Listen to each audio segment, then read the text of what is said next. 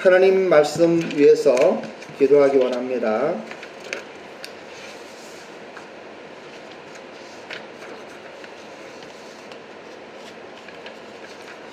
아버지 하나님, 오늘은 우리가 예수님의 그 깊은 말씀, 은혜의 말씀, 나를 보내신 이의 뜻이라고 하는 제목을 가지고 하나님의 말씀을 대언하기 원합니다. 주님, 우리의 심령 속에 말씀하여 주시옵소서. 저희들 듣겠습니다. 감사드리며 예수님의 이름으로 기도드립니다. 오늘 하나님께서 저와 여러분에게 주시는 말씀은 요한복음 6장 37절로 44절의 말씀입니다. 제목은 나를 보내신 이의 뜻. 여기 나는 예수님을 이야기하는 거예요. 그리고 보내신 이는 하나님을 이야기하는 거예요. 창조자 아바 아버지죠. 성부 하나님을 이야기하는 것이에요. 한번 우리 큰 목소리로 한번 해봅시다. 나를 보내신 이의 뜻. 시작. 나를 보내신 이의 뜻. 예, 이런 제목으로 하나님의 말씀을 대언하겠습니다. 사랑하며 존경하는 우리 일본비전교회 성도 여러분, 오늘은 특별히 여러분 한 분 한 분이 너무나 존경스럽습니다. 그리고 감사합니다. 이러한 때에 예배를 사모하고 달려온 여러분들을 하나님께서 은혜를 베푸시고 축복하시기 원합니다. 사실 이 성령 하나님께서 여러분을 이끌지 아니하시면은 이 자리에 와 있을 수가 없습니다. 우리는 이러한 영적 싸움에서 하나님의 뜻이 무엇인가, 그리고 하나님께서 왜 예수님을 이 땅에 보내셨는가, 오늘의 제목과 같이 나를 보내신 이의 뜻이라고 하는 것을 깊이 생각해 볼 필요가 있습니다. 59절의 말씀을 보면은 59절은 이렇게 되어 있습니다. 이 말씀은 예수께서 가버나움 회당에서 가르치실 때에 하셨느니라. 예수님께서 가버나움 회당에서 가르칠 때 말씀입니다. 거의 30여 절이 되는 그 긴 강의를 하셨어요. 본문을 이해하기 위하여 우리는 요단의 동편과 서편을 조금 생각해 볼 필요가 있습니다. 왜냐하면 그래야만이 우리가 좀 더 본문에서 말씀하시는 예수님의 그 말씀을 이해할 수 있기 때문입니다. 에덴이 아니죠. 요단이에요. 요단 동편에는 예수님께서 벳세다라고 하는 곳에서 오병이어의 기적을 행하셨습니다. 그리고 가버나움까지 달려온 벳세다에서 많은 양식을 풍성히 먹었던 백성들이 예수님을 왕으로 삼고자 하면서 이 요단 서쪽으로 달려왔습니다. 예수님을 찾으니까 없는 거예요. 제자들도 없어요. 그런데 어디서 어떠한 소문을 들었겠죠? 예수님께서 가버나움에 가셨다더라. 배를 타고 제자들도 그곳에 갔다더라. 이들은 가버나움에까지 왔어요. 그런데 27절에서는 예수님께서 그러한 말씀을 하셔요. 썩을 양식과 영생하도록 있는 양식이라고 하는 이러한 떡의 이야기를 하시면서 구분을 해주시는 것입니다. 썩을 양식은 요단 동편에서 오병이어의 기적의 떡입니다. 그리고 또 무리들이 이야기하는 모세 광야에서 하나님이 주신 만나를 이야기하고 있습니다. 그런데 생명의 땅, 그리고 영생의 땅, 의미가 있는 요단 서편에서는 우리가 요단강 건너가 만나리 뭐 이런 이야기도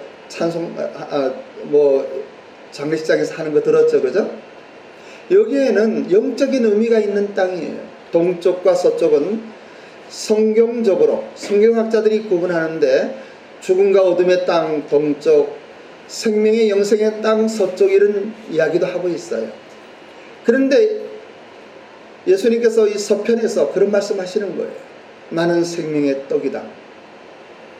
영생하도록 있는 양식, 나는 하나님께서 주시는 이 땅에 나를 보내주신 목적이 있는 그 의미를 이야기하고 있는 거예요. 그 가운데 나를 보내신 이의 뜻이라고 하는 이러한 단어를 우리는 새기면서 본문의 말씀을 마음에 담기 원합니다.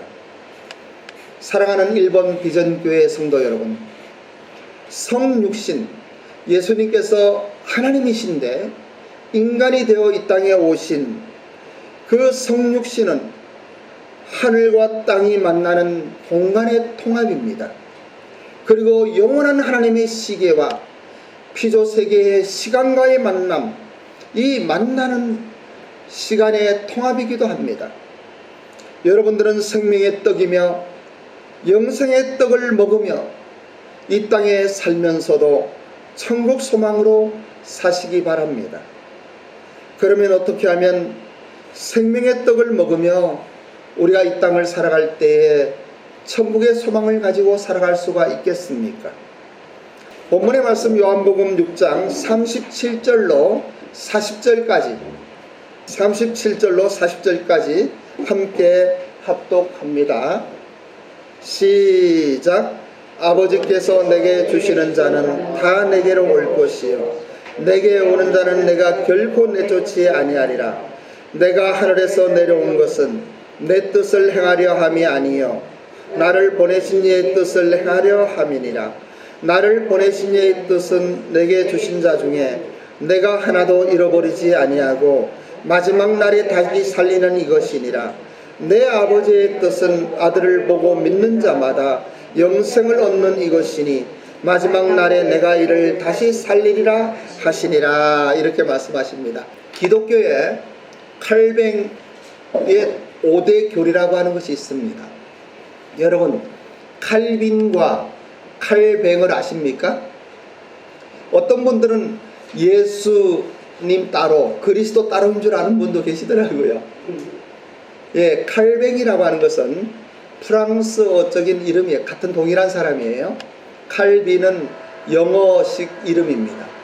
우리는 교과서에서 종교개혁의 루터를 이야기하면서 나올 때 칼빈이라고 많이 이야기하고 있어요. 그런데 성서학자들이나 또 신학적으로는 칼뱅이라고 많이 이야기를 하고 있어요. 똑같아요. 칼뱅이나 칼빈이나 똑같은 것입니다. 이 칼뱅의 5대 교리는 한마디로 이야기하면은 하나님의 주권에 대한 이야기입니다. 하나님의 주권 사상을 이야기하는데 구원에 있어서 하나님의 주권을 인정하는 개혁교회들의 근본 교리입니다. 개혁교회라고 하는 것은 장로교를 포함해서 감리교회에서도 칼뱅주의 감리교가 있습니다. 그리고 회중교회가 있고 침례교회 같은, 그리고 성공회 이러한 개혁주의적인 곳에서는 이 칼뱅 5대 교리를 신조로 삼고 있습니다. 우리 교회도 이것을 믿고 동의하고 있습니다. 5대 교리는 그 첫 번째가 인간은 전적으로 부패했다고 하는 전적 부패의 교리입니다. 인간의 본성이 전적으로 부패해져서 스스로 하나님을 찾기에 불가능한 존재라고 하는 이러한 사실을 믿는 것이에요. 두 번째는 무조건적인 선택입니다. 하나님께서 모든 사람들을 무조건적으로 선택하신다고 하는 것이에요. 그리고 세 번째는 참으로 중요한데 제한 속죄라고 하는 것입니다. 오늘의 본문에 나오는 이야기이기도 하고 하나님이 예수님께 주신 자에게 하나여 구원의 완성을 성취하신다는 말씀이에요. 누구나이지만은 무조건적인 은혜를 베푸시지만은 그러나 제한 속죄라고 하는 거죠. 예수님을 인격적으로 믿고 예수님을 영접할 때 모든 죄를 용서함 받는 것이에요. 네 번째는 불가항력적인 은혜입니다. 불가항력적인 은혜라고 하는 것은 구원하시기로 선택한 자는 주님께서 끝까지 반드시 구원을 이루시고 만다고 하는 주권입니다.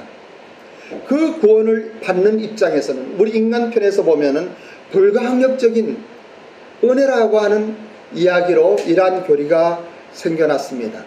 마지막으로는 성도의 견인입니다. 성도의 견인이라고 하는 것은 무엇인가 하면은 하나님께서 시작하신 일은 하나님께서 반드시 완성시킨다고 하는 뜻입니다. 이러한 5가지 교리를 종합하면 한마디로 구원의 조건은 하나님께 있다고 하는 것이 골자입니다. 어느 분은 이런 표현을 했는데 참으로 공감이 갑니다. 누가 이런 이야기 했는지는 나와 있지 않는데 그런 이야기를 하는 거예요. 구원이라고 하는 문을 볼 때 누구든지 오라 라고 기록되어 있답니다. 그래서 누구든지 오세요. 하나님이 세상을 이처럼 사랑하사 독생자를 주셨다. 이 세상의 모든 사람들은 이 구원의 문으로 들어오세요 하고 하는 거예요. 그래서 들어갔더니 뒤를 돌아보니까 하나님이 태초에 너를 애정하였다라고 기록되는 거예요. 신비한 하나님의 세계인데 하나님은 모든 사람이 구원받기를 원하셔요. 그럼에도 불구하고 하나님께서 부르시는 사람만이, 하나님께서 택하신 백성만이 구원을 받는다고 하는 이러한 무언가 앞뒤가 맞지 않는, 어떠한 의미에서는 역설적인 이러한 것들이 복음의 진리입니다. 이것이 하나님의 사랑이에요. 40절의 말씀을 보십시오. 내 아버지의 뜻은 아들을 보고 믿는 자마다 영생을 얻는 이것이니 마지막 날에 내가 이를 다시 살리리라, 이렇게 말씀하십니다. 예수님을 이 땅에 보내신 하나님은 꿈이 있었어요. 예수님께 부르는 하나님의 사람들을 구원하시고 영원한 생명을 허락하시고 예수님의 몸인 교회를 세우는 것이 꿈이에요. 예수님은 이 땅에 자신의 몸을 세우러 오신 거예요. 그것을 위하여 하나님은 무조건적인 은혜로 우리를 부르시는 것이에요. 그런데 때때로 이 말씀 자세히 보면은 내 아버지의 뜻은 아들을 보고 믿는 자마다라고 이야기했는데 36절에 보면은 너는 나를 보고도 믿지 아니하는 도다라고 예수님께서 말씀하셔요. 26절인가 36절인가 아마 그렇게 기록되어 있어요. 너희는 나를 보고도 믿지 않는구나. 그 무리들을 향해서 말씀하시는 거예요. 그리고 12 제자들뿐만이 아니라 많은 예수님을 따르겠다고 하는 제자들이 있었어요. 그런데 하늘의 영적인 비밀을 선포하고 생명의 떡이라고 이야기할 때 많은 사람들이 도무지 이해를 하지 못하고 그리고 예수님을 떠나가는 것을 보게 돼요. 우리는 이러한 것들을 통하여 다시 한번 오늘 우리가 이 자리에 앉아 있는 것이 얼마나 큰 하나님의 은혜인가, 그리고 감사하는 마음으로 그 주님을 바라보며 예배를 드리는 것이에요. 살아계신 하나님의 말씀인 성경은 자연 상태의 인간을 죄와 허물로 죽었다라고 말씀하십니다. 그래서 성경이라고 하는 하나님의 말씀은 신비한 거예요. 이것은 세상 사람들이 성경만 읽으면 잠이 온다고 그래요. 성경을 1시간을 읽질 못해요. 소설은 밤을 새워서도 읽는데요. 여러분들도 어느 한 소설이나 옛날에 우리가 뭐 데미안 같은 거, 또 다른 어떠한 소설 이런 거 보면은 그냥 밤새도록 읽을 때도 있잖아요. 그죠? 근데 성경을 그렇게 못 읽는 거예요. 왜냐하면 성경이라고 하는 하나님의 말씀은 하나님의 사람들에게 주어진 성경이기 때문에 그런 것이에요. 이 성경은 하나님의 말씀이신데 구원을 받으라고 알려주는 책이 아니에요.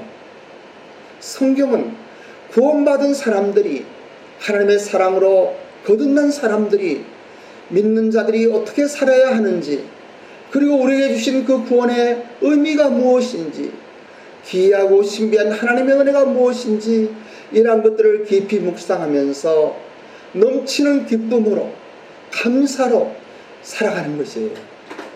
그래서 성경은요, 세상 사람들은 지혜의 문서라 이야기하고 베스트셀러라고 이야기하지만은 사실은 하나님의 영이 임한 사람, 다시 말하면 거듭난 사람에게 주어진 하나님의 사랑의 편지예요. 사랑의 메시지인 거예요. 그래서 성경을 읽을 때에 어떤 문맥적으로 읽고 문자적으로 읽고 통전적으로 읽고 많은 의미가 있지만은 가장 중요한 것은 하나님의 마음을 읽는 거예요. 여러분, 신문기사를 보면서 어떤 신문기사에 쓴 사람, 그 기자에 대한 생각을 해본 사람이 있습니까? 할 필요가 없는 거예요. 왜냐하면 신문기사는 어떠한 사실을 기재하면은 그 기사의 팩트만 체크해 보면 되는 거예요. 그런데 연애편지를 쓴다든지 사랑하는 사람에게 무엇을 전달을 할 때 그 글 속에는 문법이 중요한 거 아니에요. 둘만의 그 아름다운 사랑 속에 문자를 보내도 마찬가지예요. 문자를 보내도 정말 사랑이 넘치는 짧은 글이지만 문자가 있어요. 나를 걱정해주고 있구나. 밥 먹었니? 이 한마디도 마찬가지예요.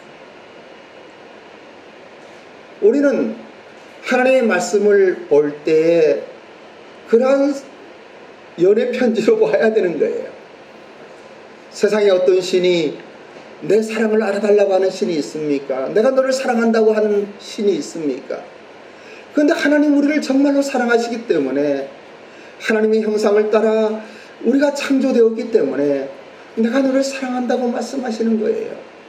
그리고 내 사랑을 알아달라고 이야기하는 거예요. 그리고 내가 하늘에서 온 생명의 떡이라고 이야기하는 거예요. 나를 먹고 나를 마시라고 이야기하는 거예요. 이런 이야기하면은 어떤 사람은 설교하면서 그런 이야기도 합니다. 하나님, 내가 피를 뿌린다고 마시라고 막 이러는 사람이 있어요. 왜 그런 사람이 있는지 잘 모르겠어요. 그러한 것들은요, 요한복음 1장에 너무 잘 나와 있어요. 태초에 말씀이 계시니라. 이 말씀이 하나님과 함께 계셨고 또 이 말씀 곧 하나님이시고 이 말씀이 세상을 창조하셨고 말씀이 육신이 되어 우리 가운데 거하심에 우리가 그 영광을 보니 아버지 독생자의 영광이요 은혜와 진리가 충만하더라. 이 독생자 예수님을 이야기하는 거 아닙니까? 이런 하나님의 말씀을 먹는 거예요. 예수님 생명의 떡, 이러한 것들은 예수님이신 말씀, 창조주 하나님의 말씀을 먹고 마시는 거예요. 그런 가운데 오늘 본문에서는 너무나 기가 막힌 말씀을 하셔요. 여기에 보면은 영으로 죽은 자들이 볼 수 있는 문맥이 아니에요. 이 말씀 보면요, 사실은 저는 이제 본문 설교를 하기 때문에 내가 원하고 내가 선택해서 말씀을 전하는 것이 아니고 요한복음으로 하기로 했으면은 그 요한복음을 쭉 묵상하면서 연구하면서 저는 일주일 내내 설교를 준비해요. 잘하지 못하기 때문에, 많이 모자라기 때문에 일주일 내내 설교를 준비해요. 그리고 또 준비하고 또 고치고 하면서 그 주말이 되면 거의 여기에 그냥 매달려 있어요. 그럼에도 불구하고 그렇게 잘하진 못하지만, 그런데 하나님의 살아계신 말씀, 이 영의 말씀, 생명의 말씀, 이러한 것들을 하나만 여러분이 잡기를 원하는 거예요. 이거 하나만 잡으면 일주일 살아갈 수 있기 때문에. 저는 좋은 설교하고 싶지 않아요. 설교 잘한다는 소리도 듣고 싶지 않아요. 그저 이 설교를 통해서 살아계신 하나님의 생명의 말씀이 임하길 원하는 거예요. 그런데 거듭나고 구원받은 성도들도 세속적인 본능이 있는 거예요. 이 땅을 살아가면서. 그래서 우리를 가만히 내버려 두면은 그냥 세상으로 가게 되어 있어요. 아무리 신앙이 좋은 사람도 비대면 예배나 드리고 그런 형식적으로 신앙생활 하다 보면은 그래도 몸에 체질화되어 있기 때문에 기독교인이라고 하는 것, 하나님을 말씀, 그리고 또 예수님이라고 하는 이러한 이야기는 입속에 나오지만은 그의 삶은 세상적이 되어버려요.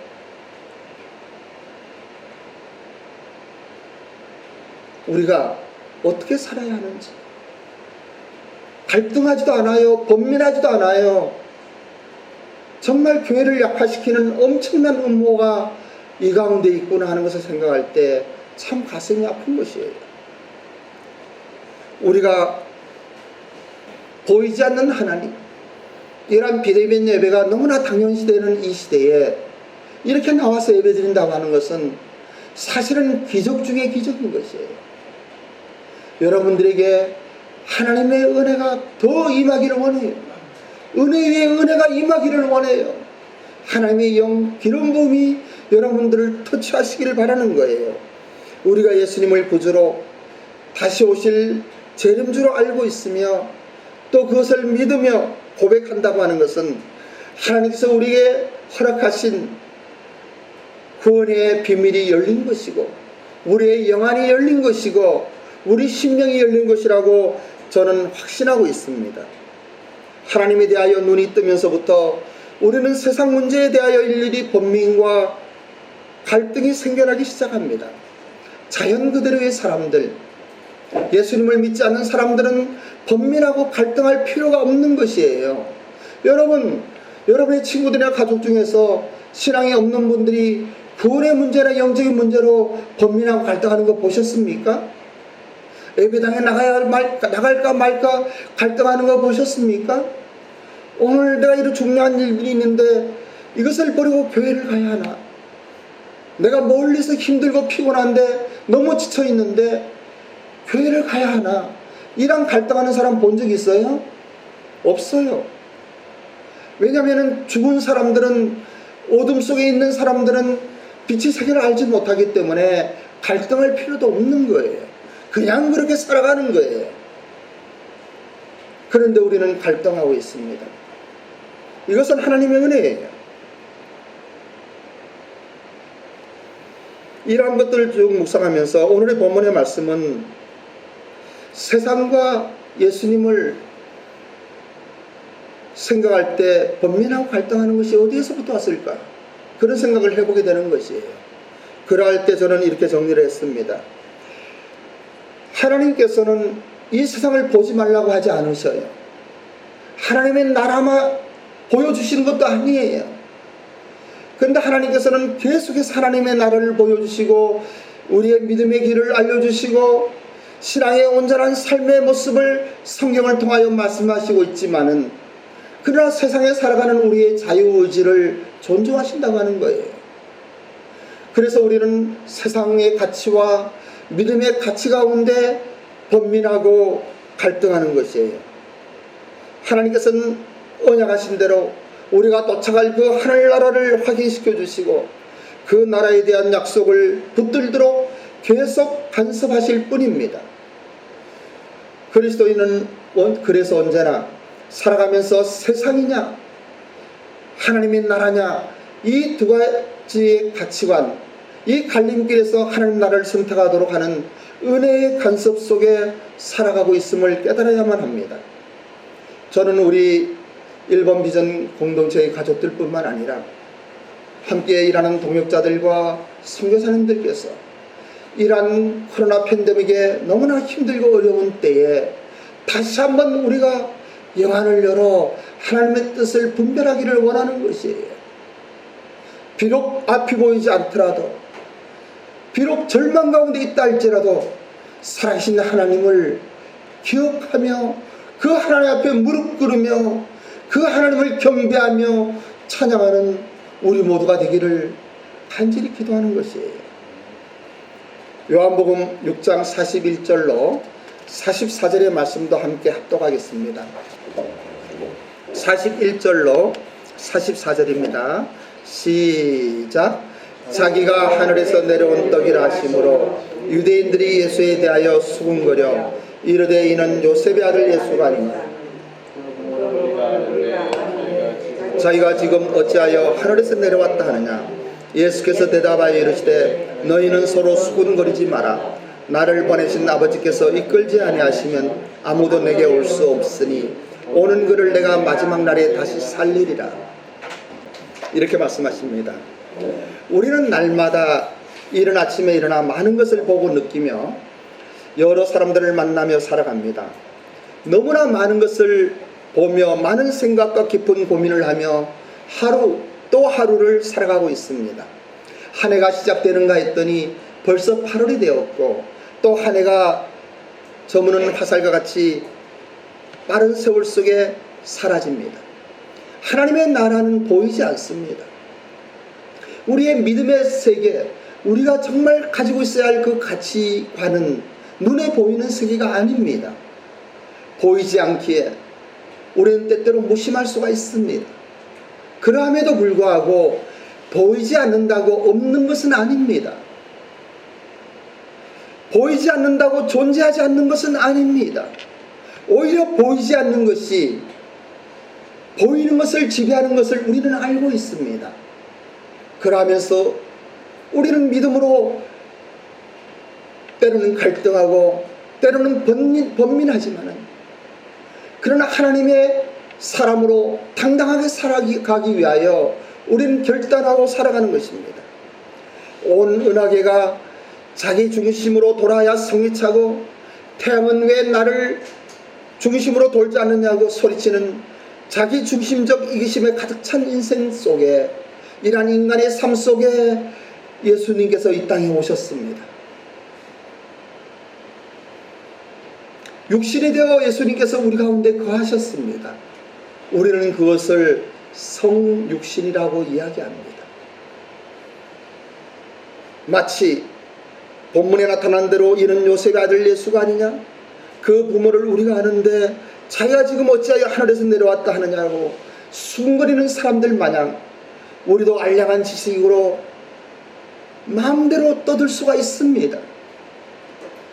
그냥 교회에 몸담고 있으면서 몸에 배인 기독교의 어떠한 것을 가지고 이야기할 때가 많아요. 그리고 세상 사람들은 더하지요. 저도 어릴 때부터 교회에 다녔지만 어떤 때는 그런 생각이 들어요. 예수님을 믿으려면 내 주먹을 믿으라 하는 이야기가 정말 옳은 것 같을 때가 있어요. 그럼에도 불구하고 사랑하는 우리 일본 비전교회 성도 여러분, 다시 한번 우리는 하나님을 바라보아야만 됩니다. 왜 예수님께서 이 땅에 오셨는지 43절로 44절을 보십시오. 예수께서 대답하여 이르시되 너희는 서로 수군거리지 마라.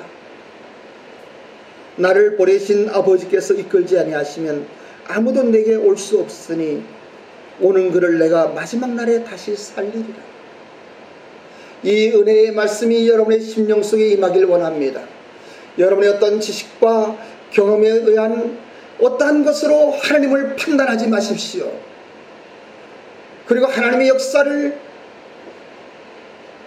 보지 마십시오. 하나님께서 우리에게 주신 성경 말씀 안에 있는 신묘막측한 은혜의 비밀을 깨달으시는 여러분들이 되시기를 원합니다.